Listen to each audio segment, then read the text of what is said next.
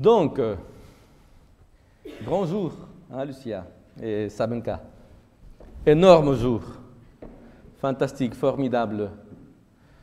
Il y aura de l'eau, il y a de l'eau, des vêtements mouillés, peut-être quelques larmes. Oui, certainement des sourires, de la joie. Il y a un récit de la vie de Jésus qui se trouve dans le livre de Matthieu, l'évangile de Matthieu, chapitre 14. Et je l'ai choisi parce qu'il parle aussi d'eau. Matthieu 14, verset 25, et la suite, je vais le lire. À la 4e veille de la nuit, Jésus alla vers eux marchant sur la mer. Pour ceux qui connaissent l'histoire, ils avaient passé une grosse journée, et à la fin de la journée, Jésus dit à ses disciples, écoutez, allez de l'autre côté du lac ou de la mer, et je vous rejoindrai. Ils sont partis, lui il est monté sur la montagne prière, et après, il les a rejoints en marchant sur l'eau. Jésus alla vers eux, marchant sur la mer. Quand les disciples le virent marcher sur la mer, ils furent troublés et dirent, c'est un fantôme. Et dans leur frayeur, ils poussèrent des cris. Jésus leur dit aussitôt, rassurez-vous, c'est moi, n'ayez pas peur.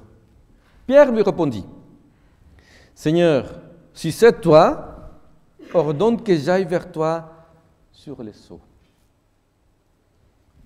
En fait, je peux enlever ça. Et Jésus lui dit, viens. Pierre sortit de la barque et marcha sur les seaux pour aller vers Jésus. Mais voyant que le vent était fort, il eut peur. Et comme il commençait à s'enfoncer, il s'écria, Seigneur, sauve-moi. Jésus marche sur les seaux. Les disciples, eux, ils sont sur le bateau.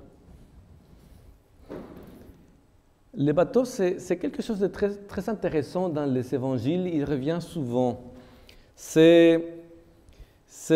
Même dans la tempête, ce bateau-là représente la sécurité. C'est un moyen pour arriver à bon port. Et Jésus aime beaucoup utiliser le bateau. Il l'a utilisé comme moyen de transport, bien sûr, comme plateforme pour enseigner, comme instrument pour réaliser des miracles. Il l'a utilisé comme moyen pour s'échapper des foules. Il l'a même utilisé comme dortoir. Donc le bateau et Jésus, c'est quelque chose d'intéressant. Mais tout moyen a ses limites. Et Jésus est toujours en dehors des limites. Il n'a pas de limites. Il est plus grand que le bateau.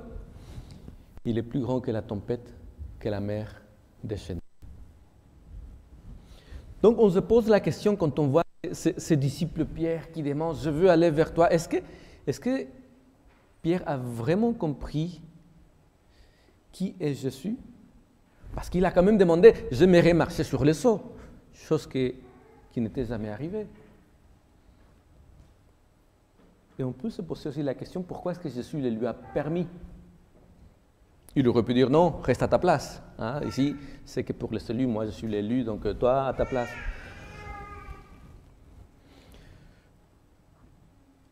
Et que dire de ceux qui sont restés dans la barque? Est-ce qu'ils ont eu tort de ne pas demander à Jésus « Et nous aussi, on veut aller marcher sur l'eau vers toi » Est-ce qu'ils ont eu raison? Et puis arrive, je ne l'ai pas lu, un peu plus loin, quand il commence à sombrer, « Seigneur, sauve-moi » Aussitôt, verset 31, Jésus étendit la main, le saisit et lui dit, et vous connaissez la phrase, « Homme de peu de foi. » Pourquoi as-tu douté? Douté de quoi? De qui? Et si lui n'avait pas eu assez de foi, lui qui marchait sur les eaux, et les autres qui sont restés sur le bateau?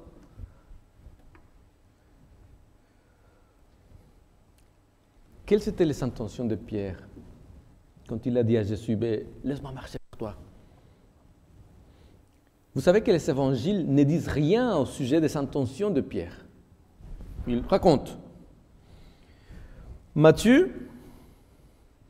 Pour Matthieu, quand il raconte cette histoire, en fait, Pierre n'est même pas le centre du récit, c'est Jésus le centre du récit. Pierre est là. Pour Marc et Jean, 12 autres des évangélistes, ils vont carrément omettre l'épisode où Pierre demande de marcher sur les seaux. Et Luc, il va même pas parler, même pas dire que Jésus a marché sur les seaux. Comment comprendre alors les intentions de Pierre? Parce que quand on demande quelque chose à Dieu, on a toujours une idée en tête.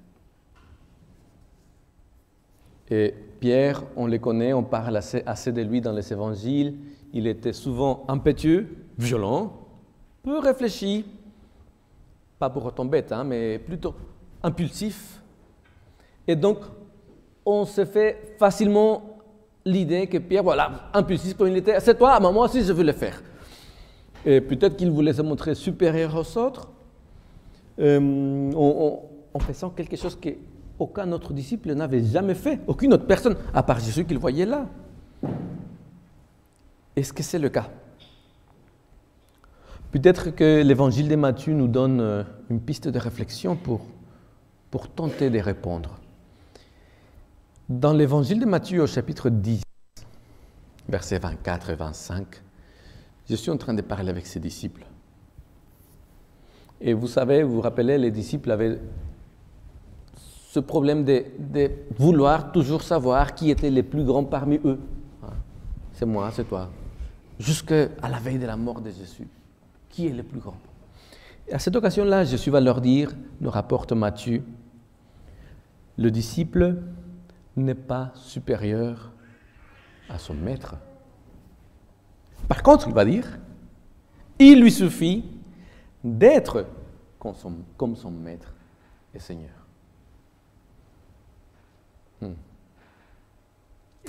Si on prend en considération cette parole de Jésus et si on la prend quelque part au sérieux, alors nous pourrions l'appliquer à Pierre. Peut-être que lui, il a retenu cela. Le disciple, il ne peut pas être supérieur que son maître, mais il peut être. Il lui suffit d'être comme son maître. Et du coup, la chose devient toute naturelle. Si mon maître, il marche sur les seaux, moi aussi je veux. Moi aussi je veux faire confiance. Pourquoi pas? Moi aussi je veux faire confiance à cette parole que Jésus même a dite. Si on met ça ensemble, peut-être qu'à ce moment-là, le seul qui était capable au milieu de la tempête de se ressaisir et dire « mais ici il y a quelque chose, il faut que je prenne Jésus au pied de la lettre », il a dit « Seigneur, je veux le faire ». Ça nous fait voir Pierre sous une autre lumière. Parce qu'il a demandé, et personne d'autre. Et dans une circonstance où carrément ils avaient peur, pas seulement de la tempête, mais ils avaient eu juste peur, juste avant de Jésus lui-même, parce qu'ils ont cru que c'était un fantôme.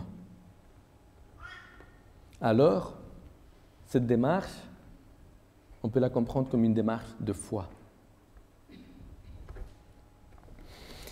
C'est une démarche de quelqu'un qui est engagé avec son Seigneur et qui veut le suivre, si nécessaire, en dehors et au-delà de toute logique apparente, en dehors de ce qui semble être la chose la plus safe, la plus sûre, rester sur le bateau, dans le bateau. Si c'est toi, Seigneur, a dit Jésus, Pierre, ordonne que je vienne à toi. Autrement dit, je crois en ta parole, Seigneur. Je crois en toi. Mais là, j'ai quand même besoin d'être un peu rassuré. Tu ne pourrais pas me rassurer davantage? Je veux être sûr que j'ai bien compris ce que tu as dit quand tu as dit qu'il suffit aux disciples d'être comme ton Seigneur. Donc, dis-le toi, dis-moi de venir et je viendrai. C'est un peu comme le Père qui a dit à Jésus, viens en aide à ma foi.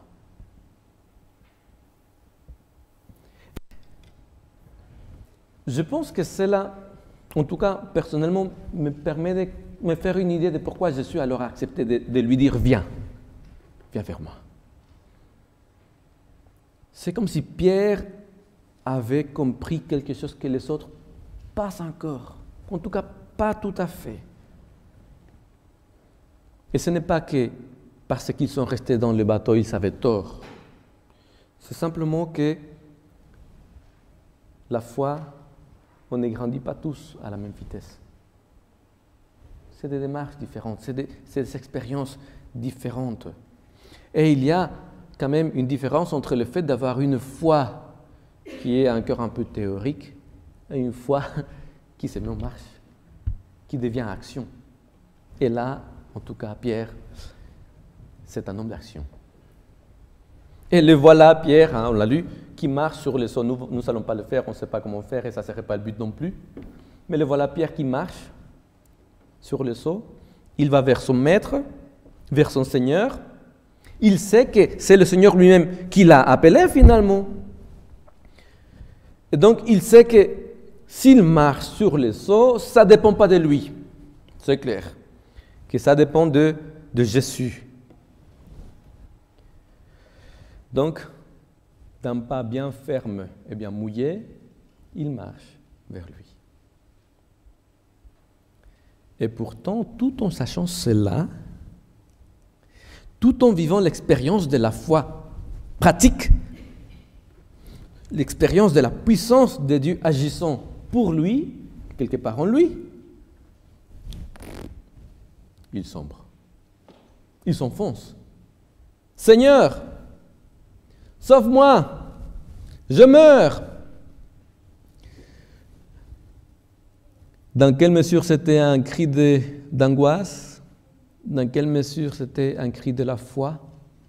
Il n'y a que toi qui peux me sauver. On ne saura jamais jusqu'à ce qu'on lui demande au ciel.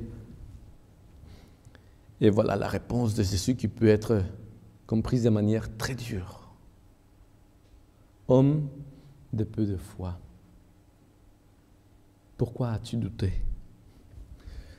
C'est quand même dur, c'est quand même le seul à avoir osé faire le pas. C'est quand même le seul qui a osé prendre son maître au pied de la lettre. C'est quand même le seul qui a quand même marché sur le seau parce qu'il avait confiance en son maître. Homme de peu de foi. À ce sujet, Matthieu raconte que Pierre a tout de même eu peur. La mer, les vagues, le vent. Jusqu'à ce moment-là, la tempête ne s'était pas calmée. Rappelons-nous de cela. Il marche au milieu des éléments déchaînés, sur l'eau. Il a eu peur, dit Matthieu. Et il sombra. Mais honnêtement, qui parmi nous pourrait blâmer Pierre d'avoir eu peur? Est-ce que vous avez déjà vécu une tempête au beau milieu de la mer, loin de la côte, dans un bateau, pas comme ceux de maintenant, mais dans un petit bateau comme ceux de l'époque? Parce que si vous n'avez pas encore vécu cette expérience, vous ne pouvez pas juger la peur de Pierre, ni celle des disciples d'ailleurs. Je pense que la plupart parmi nous serions restés bien accrochés au bateau, en regardant Pierre. Vas-y Pierre, oui, comme tu veux. Nous on reste ici, parce que le moyen le plus sûr de survivre, c'est quand même sur le bateau. Mais voilà les faits. Pierre est en train de vivre une expérience de vie avec Jésus tout à fait exceptionnelle. En pleine tempête, il marchait sur les eaux, tout comme son maître. Et dans ce sens, les paroles de Matthieu disent, prennent tout son sens. Il suffit aux disciples d'être comme son maître, comme son Seigneur. Et pourtant, Pierre s'enfonce dans l'eau. Je pense qu'il est important de remarquer que Matthieu, il va lier cela directement à la peur de Pierre. Et que Jésus va lier ça directement à un manque de foi. Tout va ensemble. La peur qui déclenche un manque de foi, alors qu'il est en pleine expérience de foi. Il est en train de vivre la réalité de la puissance de Dieu, pour lui, en lui. Est-ce que vous avez déjà essayé d'imaginer la scène et de vous mettre à la place de Pierre? L'eau, le vent, les vagues, le va-et-vient, et pourtant, tu es là. Et entre une vague et l'autre, il y a Jésus juste derrière, lui tranquille, serein, et tu marches vers lui. Peut-être même qu'en ce moment, on pourrait se faire cette idée mentale, cette image mentale. Il suffit aux disciples d'être comme son Seigneur. Mais alors une question. Est-ce qu'il nous est vraiment possible d'être comme notre Seigneur? Est-ce que je peux être ou devenir comme mon Maître? Est-ce que je peux faire avec autant de sérénité face à la tempête? Est-ce que je suis vraiment à la hauteur de l'expectative divine? Ou est-ce que je n'aurais mieux fait de rester dans le bateau, dans la barque avec les autres? Finalement, ils ont l'air pas mal non plus là. Et une chose en tout cas semble se profiler. Si Pierre marche sur le seau, c'est parce qu'il a pleine confiance en Jésus. Et quelque part, s'il sombre, c'est parce que malgré les promesses divines, malgré l'accomplissement même de ces promesses, il a douté. Et moi, je ne pense pas qu'il a douté de la puissance de Jésus. Ou que Jésus soit fidèle à ses promesses. Il les vivait. J'ai plutôt l'impression que Pierre, il a douté de pouvoir être comme son maître. Je pense que Pierre a douté de lui-même, d'être capable de suivre jusqu'au bout son maître. C'est un des rares, pour ne pas dire le seul, non, il y a un autre moment où on va voir un Pierre qui se montre dans une grande fragilité. Il doute de lui-même. Il montre la fragilité de sa foi, malgré la foi qu'il est en train d'exercer envers Jésus. Pierre, le dur, s'enfonce comme un caillou. Passez-moi le jeu de mots. Homme de peu de foi, lui dit Jésus. Est-ce que c'était un reproche? Une reproche. Nous savons que ce n'est pas le style de Jésus. Ce n'est pas le style de Dieu de nous faire des reproches. Alors, si ce n'est pas une reproche, c'est quoi? C'est certainement pas un encouragement. Alors, je opte pour ceci. Ce n'est qu'un constat. Jésus est en train de faire un simple constat. Et je l'imagine, puisque dans les évangiles, on a quand même une belle, ou plein de photos, si vous voulez, d'images qui nous montrent comment Jésus traitait les personnes. Les personnes qui étaient en lutte avec leur foi et avec la vie, etc. Il a toujours montré beaucoup de bienveillance. Et j'imagine Jésus en train de dire à Pierre, même avec un sourire dans les lèvres, homme de peu de foi, en même temps qu'il lui tend la main et qu'il le soulève. Homme de peu de foi, pourquoi est-ce que tu as douté de toi? Que tu peux faire comme je t'ai dit que tu peux faire. Et c'est formidable comment Matthieu continue le récit. Jésus lui donne la main à Pierre le relève. Ils vont marcher ensemble encore sur l'eau jusqu'à la barque. Ils finissent la traversée ensemble, même avec ceux qui étaient dans la barque. Cet après-midi, il y a 2 personnes qui vont descendre dans le seau du baptême. Je ne pourrais pas dire sur le seau du baptême comme Pierre, c'est dedans. On ne marchera pas dessus. C'est pas le cas. C'est pas pour ça qu'on est venu. On est venu pour sombrer dans l'eau. On est venu pour que vous puissiez vous submerger dans l'eau de façon volontaire, avec un cri dans le cœur. Seigneur, puisque tu nous as déjà sauvés, nous n'avons pas peur de descendre dans les seaux, car nous savons que tu nous relèveras, comme tu as relevé Pierre. Tu nous fais passer de la mort à la vie. Nous savons que tu accompliras tes promesses dans nos vies. Le baptême de Sabenka et de Lucia, ce n'est pas un rite initiatique.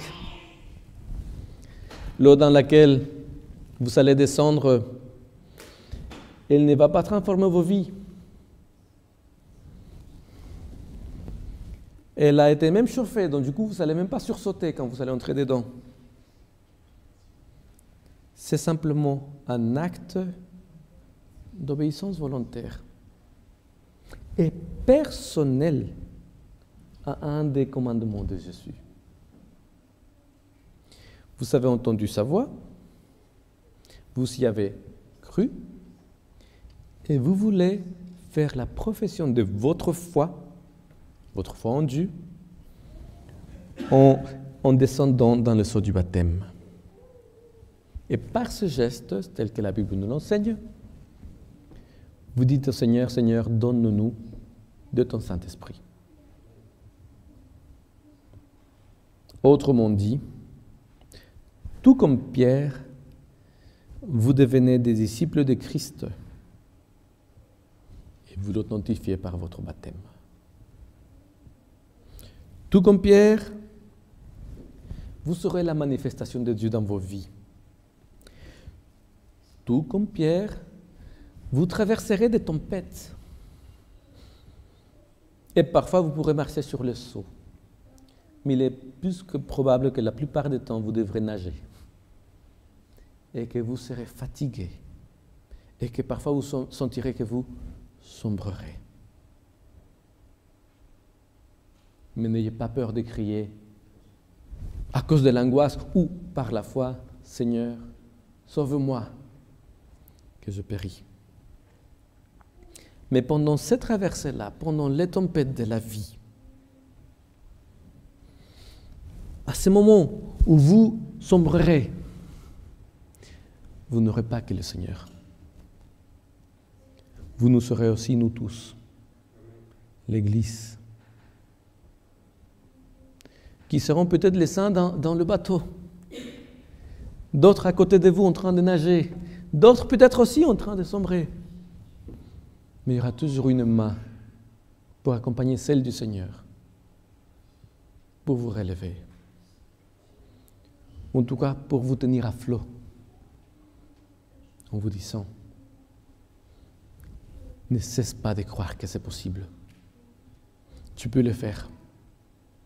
Tu peux arriver jusqu'à la rive avec le Seigneur. Et tous ensemble. Courage. Remonte à la barque. On est là pour toi. On est avec toi.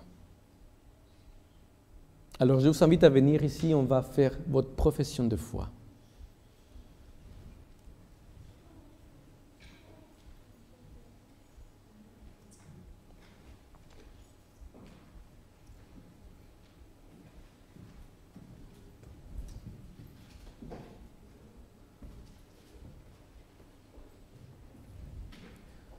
Vous savez comment cela fonctionne? Je vais lire les différents points de la doctrine adventiste et vous êtes libre de répondre. si vous êtes d'accord ou pas. Très bien. Alors, croyez-vous en un seul Dieu, Père, Fils et Saint-Esprit, une unité de 3 personnes également éternelles? Oui. Si jamais vous faites les gestes plus grands, comme ça les personnes le voient. Hein. Vous les voyez toutes malgré les... Oui, tout le monde? Oui, sinon on les met ici au centre. Non, ça va? Ça va. 2. Acceptez-vous la mort de Jésus-Christ au calvaire comme sacrifice expiatoire pour vos péchés et croyez-vous que par la grâce de Dieu, au moyen de la foi en son sang versé, vous êtes sauvés du péché et de ses conséquences? Oui, je le crois et je l'accepte. Bien. Acceptez-vous Jésus-Christ comme votre Seigneur et votre Sauveur personnel et croyez-vous que Dieu, en Christ, a pardonné vos péchés et vous a donné un cœur nouveau et renoncez-vous au mauvais chemin de ce monde? Oui, je le crois et j'y renonce. Oui, je l'accepte, je le crois et j'y renonce également. Très bien. Acceptez-vous par la foi la justice du Christ, votre intercesseur dans le sanctuaire céleste, et croyez-vous en sa promesse de vous donner la grâce qui transforme et la capacité de vivre une vie aimante, centrée sur le Christ, en privé comme en public? Oui, je l'accepte. Si jamais vous voulez, je répète, hein? Pas de souci. Parce que c'est vrai que c'est des phrases assez longues. Je reprends? Tu veux que je reprenne? Juste la fin. Ok, alors, je reprends, je vais faire des pauses. Acceptez-vous par la foi la justice de Christ, votre intercesseur dans le sanctuaire céleste, et croyez-vous en sa promesse de vous donner la grâce qui transforme et la capacité de vivre une vie aimante, centrée sur le Christ, en privé comme en public? C'est mieux? Oui, merci. Oui, Ok. je le crois. Oui. Je vais essayer de faire des phrases plus courtes, hein, parce que quand elles s'enchaînent... Croyez-vous que la Bible est la parole inspirée de Dieu, l'unique règle de foi et de conduite chrétienne? Oui, je le crois. Ok. Vous engagez-vous à passer du temps régulièrement à prier et à étudier la Bible? Oui, je m'y engage. Ok. Reconnaissez-vous dans les 10 commandements une expression du caractère divin et une révélation de la volonté de Dieu? Oui, je le reconnais. Avez-vous l'intention, par la puissance du Christ qui demeure en vous, de garder cette loi, y compris le 4e commandement qui requiert l'observance du 7e jour de la semaine, comme le sabbat du Seigneur et le mémorial de la création? Oui, je l'accepte. Oui, je l'accepte. Non, rappelez-vous, hein, dites-moi si je dois répéter, je répète, pas de souci. Attendez-vous le prochain retour du Christ, la bienheureuse espérance où ce qui est mortel revêtira l'immortalité? Oui, j'attends son Oui. retour, oui. En vous préparant à rencontrer le Seigneur, voulez-vous témoigner de la bonté de son salut en utilisant vos talents pour amener à lui d'autres êtres humains afin de les aider à se préparer eux aussi pour le retour du Christ? Oui, je m'y prépare, oui. Acceptez-vous l'enseignement biblique des dons spirituels et croyez-vous que le don de prophétie est l'une des marques distinctives de l'Église du reste? Oui, je l'accepte et j'y crois. Ok. Oui. Croyez-vous à la nécessité d'une Église organisée? Avez-vous l'intention de rendre un culte à Dieu et de soutenir l'Église par vos dîmes et vos offrandes, ainsi que par vos efforts et votre influence personnelle? Oui, je crois et je m'engage à soutenir l'Église. Ok.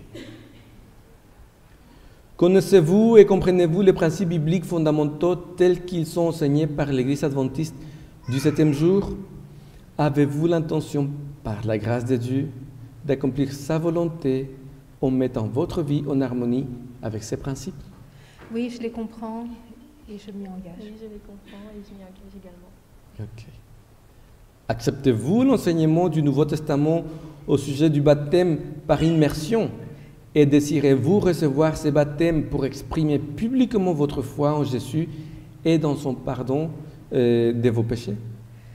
Oui, je l'accepte et je souhaite le recevoir. Ok. dernier, il y aura 2 phrases. Acceptez-vous et croyez-vous que l'Église adventiste du 7e jour est l'Église du reste de la prophétie biblique, où sont invités à accepter des personnes de toute nationalité, de toute race et de toute langue? Oui, je l'accepte et je sais que c'est l'Église du reste. Et très important, parce que sans celle-ci, ça ne sert à rien. Désirez-vous devenir membre de cette communauté locale de l'Église mondiale adventiste? Oui, je désire être membre, oui. Amen. Très bien. Vous l'avez entendu? Merci de la spontanéité. Elle s'accepte les enseignements de l'Église adventiste et elle désire explicitement devenir membre de cette communauté locale. Amen. À ce moment-ci, c'est à l'Église de manifester sa réponse par ce qu'on appelle un vote. Donc, s'il vous plaît, ceux qui veulent accueillir Lucia et Sabenka au sein de cette église locale, s'il vous plaît, levez la main ou les 2 mains comme vous voulez. Très bien. Mais vous, merci, c'est gentil. Alors, sans plus, nous allons nous changer pour revenir pour le baptême. Et en attendant, les filles vont vous guider, et peut-être un garçon aussi ou l'autre, dans un moment de louange. À tout de suite.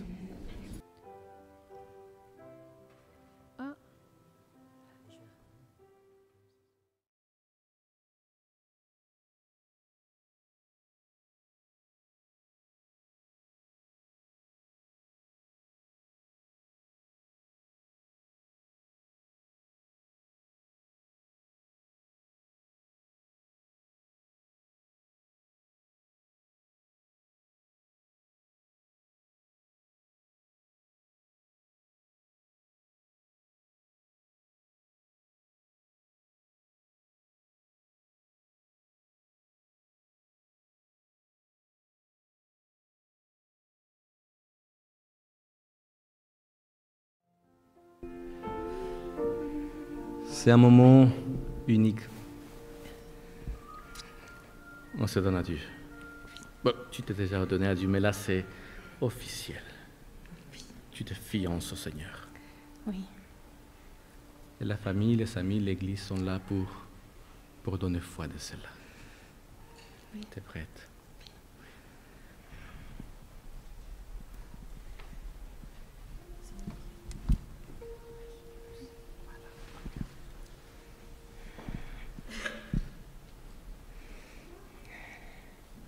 Notre Dieu, notre Père,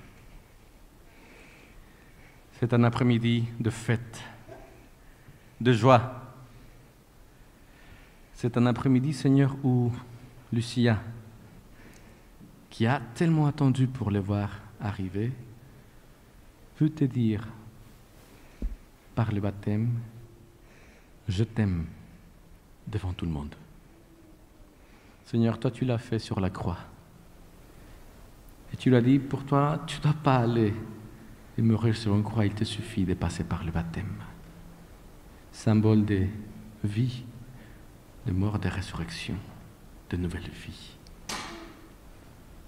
Alors cet après-midi, selon son souhait, selon ton souhait aussi, Seigneur, et en tant que ministre de l'Évangile, j'ai le privilège de la baptiser au nom du Père, du Fils et du Saint-Esprit. Amen.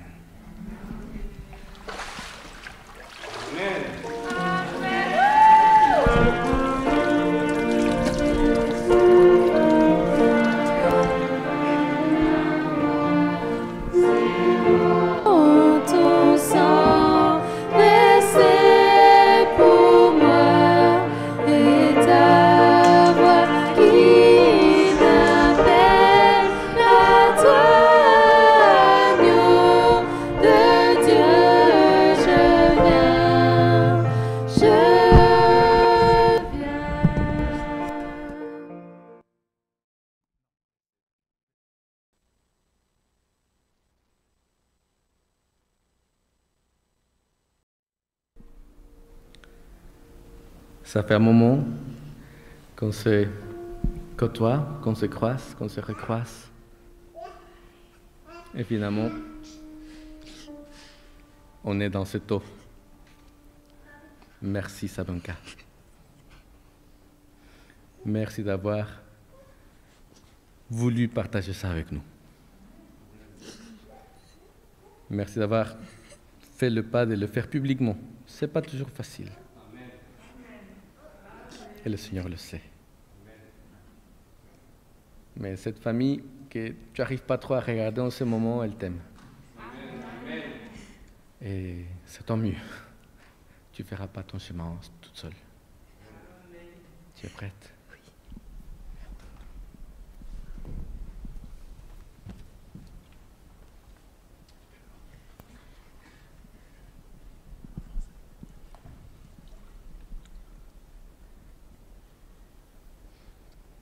Notre Dieu, notre Père, voici Sabenka. Tu la connais mieux que nous tous, même qu'elle-même ne se connaît. Tu connais le chemin de sa vie, son chemin de foi, ses doutes, ses certitudes, ses espoirs, ses projets. Et nous savons les projets que tu as pour elle, des projets de bonheur et non de malheur, des projets de vie. Tu veux lui donner une espérance. Elle a dit oui, je le veux. Et nous voici, Seigneur, finalement, pour ce rendez-vous dont tu connaissais déjà la teneur, la date, l'heure, le jour, pour te dire ensemble merci pour tout ce que tu as fait par Jésus pour nous, pour elle. Seigneur, cet après-midi, c'est avec grande joie, et en tant que ministre de l'Évangile, que je baptise Sabenka au nom du Père, du Fils et du Saint-Esprit. Amen. Amen. Amen. Je suis bien patient, en proie au doute à chaque instant, plutôt dehors qu'un tour dedans, agneau de Dieu, je viens.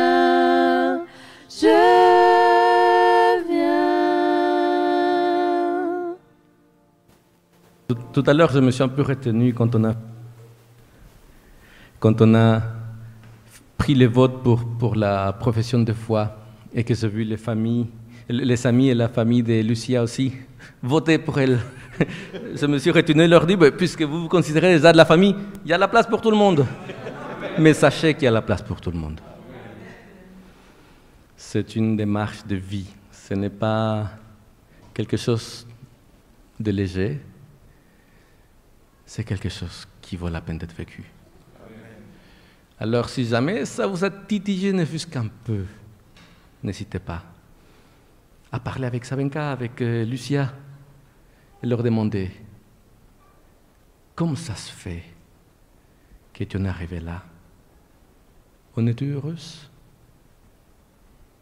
Et si la réponse est oui, et si vous voyez qu'ils sont vraiment heureuses, essayez. Et vous verrez. Que le Seigneur vous bénisse. Amen. Merci de votre patience et de nous avoir attendus. On s'est bien amusé là en bas. Ce n'est pas tout. Lucia et Sabenka, surtout si Sabenka, elle, on a la force, ils sont un petit témoignage à vous donner.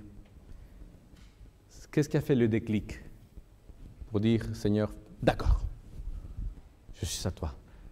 Alors, qui se lance?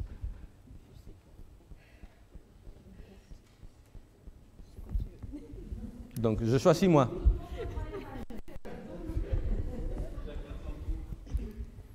Tu peux enlever le masque.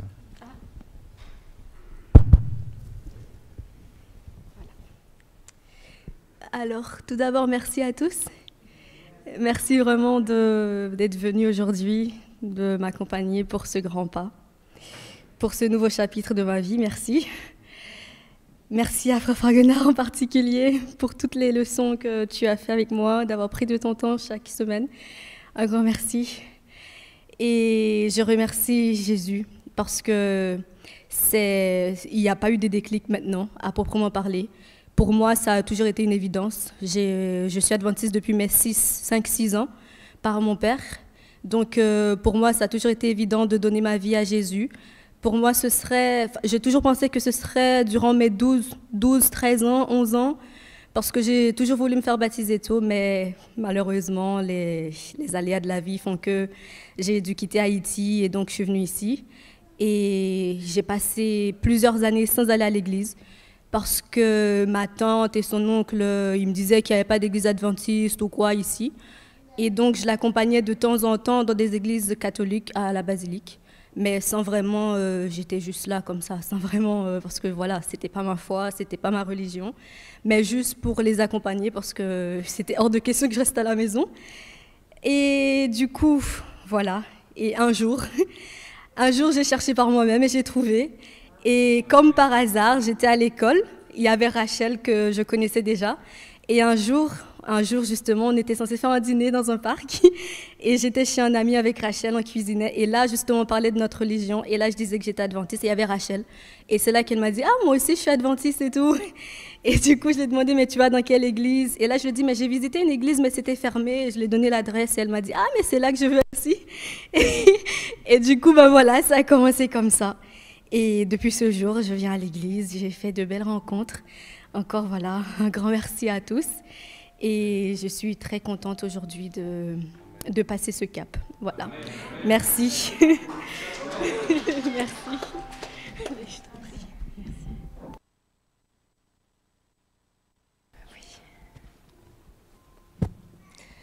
Voilà, bonjour à tous et bon sabbat. Merci d'être là pour ce moment tellement important dans ma vie. Merci à l'Église pour le soutien. Et moi, j'ai découvert la foi adventiste en 2015 et je cherchais. Pendant de nombreuses années, on va dire comme un vagabond, j'errais ici et là. Je suis née catholique, mais je cherchais parce que beaucoup de choses ne me semblaient pas correctes, pas bonnes. Et je demandais constamment au Seigneur de me guider. J'ai regardé aussi dans les églises protestantes, etc. Et à chaque fois, il y avait quelque chose qui me manquait. Et ce n'est qu'en 2015 où j'ai commencé à découvrir les écrits de Sir White.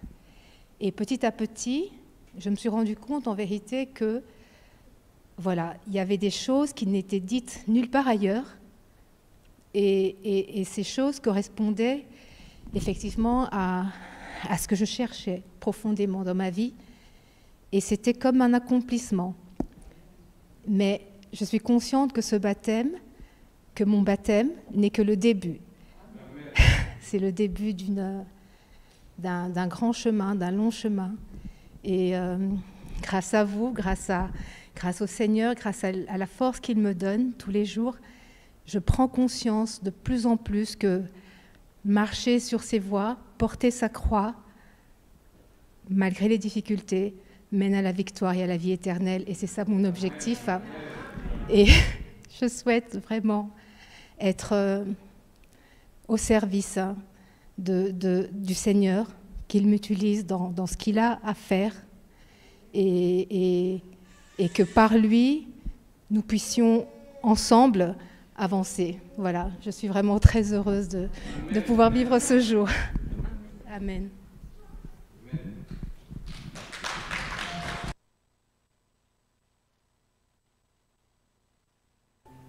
Nous avons encore quelque chose à vous offrir de la part de l'Église. Et sabbat prochain, nous vous donnerons votre certificat de baptême qui dit « Vous êtes membre de notre Église ». D'accord ?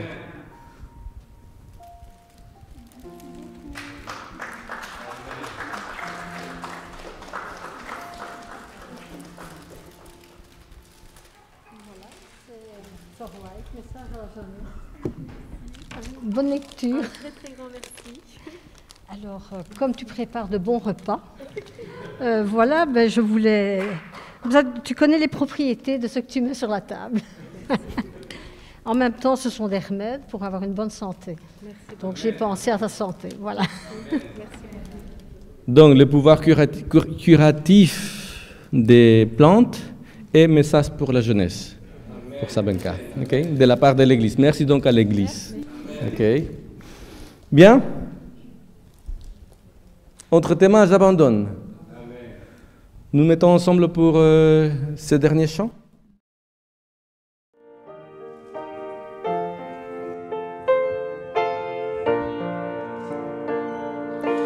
Entre tes mains, j'abandonne tout ce que j'appelle le mien. On ne permet à personne, Seigneur, d'en reprendre rien. Oui, prends tout, Seigneur. Oui, prends tout, Seigneur. Entre tes mains, j'abandonne tout avec bonheur. Je n'ai pas peur de te suivre sur le chemin de la croix. C'est pour toi que je veux vivre. Je connais, j'aime ta voix. Oui, prends tout, Seigneur. Oui, prends tout, Seigneur. Entre tes mains, j'abandonne tout avec bonheur. Tu connais mieux que moi-même tous les besoins de mon cœur. Et pour mon bonheur suprême, tu peux me rendre vainqueur. Oui, prends tout, Seigneur. Oui, prends tout, Seigneur.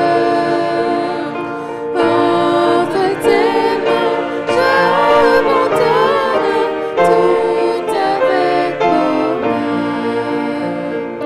Prends mon corps et prends mon âme, que tout en moi soit à toi, que par ta divine flamme, tout ma soit détruit en moi.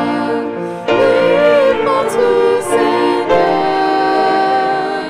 Oui, prends tout, Seigneur. Entre tes mains, j'abandonne tout avec bonheur. Nous allons prier. Seigneur, nous avons vécu un moment de grande joie, un moment de famille, un moment de délivrance, de promesses, d'accomplissement de promesses. Bref, nous avons vécu un moment dans ta présence. Seigneur, toi, c'est tout ce qu'il nous faut. C'est toi ce dont nous avons besoin. Merci parce qu'à chaque fois que nous faisons un pas vers toi, nous nous rendons compte que tu étais déjà là à nos côtés. Merci Seigneur parce que tout ce que tu as promis pour nous, pour le futur, tu commences à le faire devenir une réalité déjà dans notre présent. Merci Seigneur pour ton pardon. Merci Seigneur parce que tu nous transformes. Merci Seigneur parce que sur le chemin de la foi, c'est toi qui nous en rends capables. Garde cette Église Seigneur. Continue à la bénir. Qu'elle puisse continuer à grandir, à se réjouir tous les jours, de transmettre ton message, de rendre témoignage de qui tu es et de voir d'autres personnes Finalement, être convaincu qu'il n'y a rien de mieux que de vivre avec toi. Amen. Au nom de Jésus, je te le demande. Amen. Amen.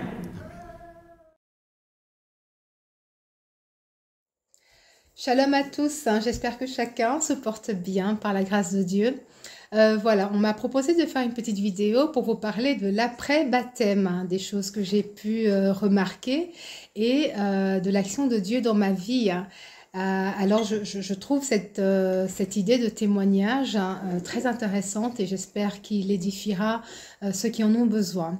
Voilà, cela fait maintenant 20 mois que Dieu a permis que j'intègre officiellement les rangs de ses enfants.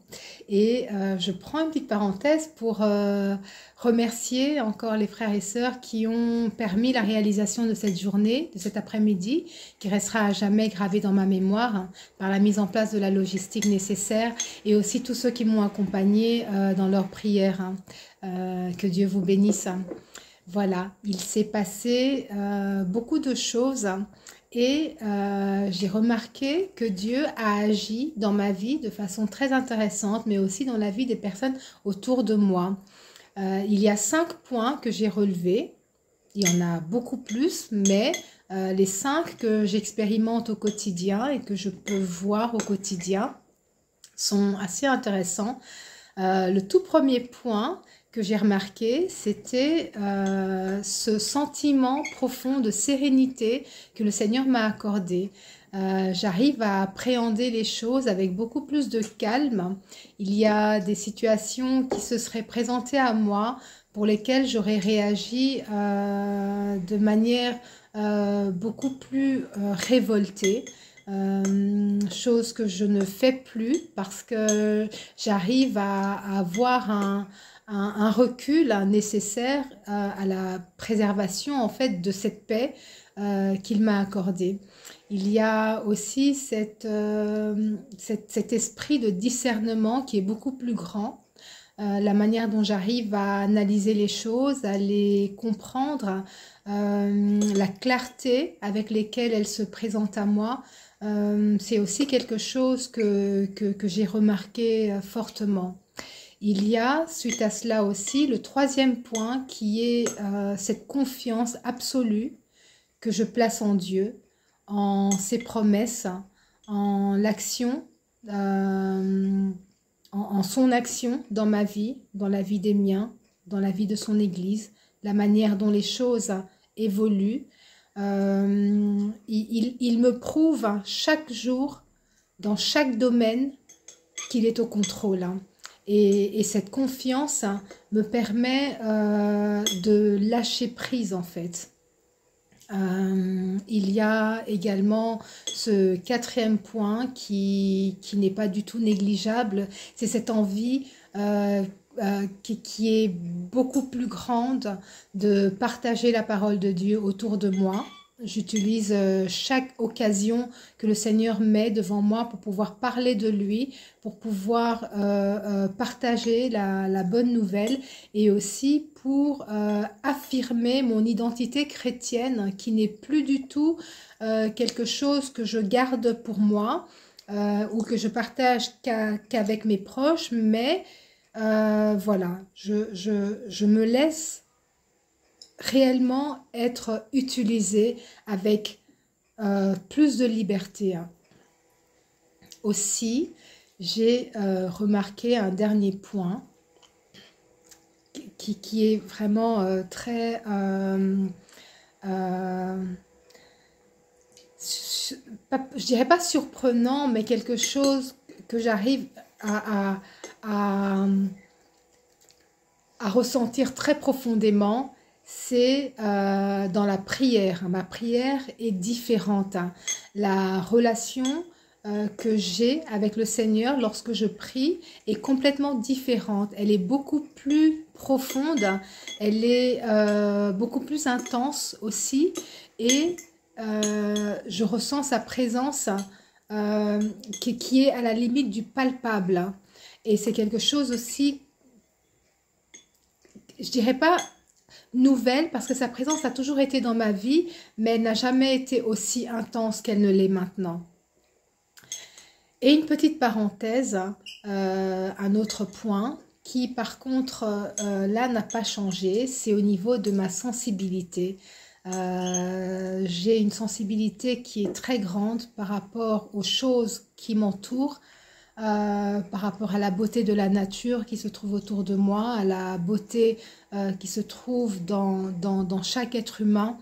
C'est quelque chose que je ressens avec plus d'intensité, hein, mais que j'arrive à mieux canaliser. Voilà. Voilà les points que je voulais partager avec vous. Puisse le Seigneur continuer d'agir dans la vie de chacun d'entre nous pour l'amour de son nom et pour sa gloire, hein, et que toute chose puisse être faite selon sa volonté dans la vie de chacun, mais aussi dans la vie de son Église. Voilà, que Dieu nous bénisse. Amen.